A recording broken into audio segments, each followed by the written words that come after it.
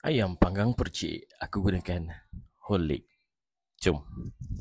Okey, mula-mula kita akan perapkan dia dengan kunyit dan garam sahaja.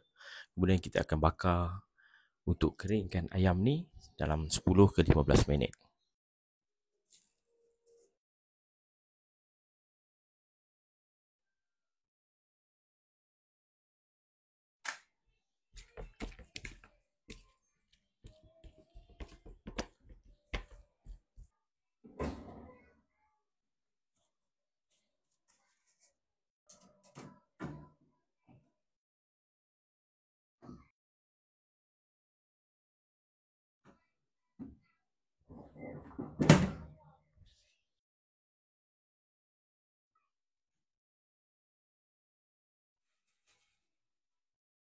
Okey, sekarang kita sediakan bahan untuk buat kuah percik dan aku menggunakan cili kering yang telah pun direbus.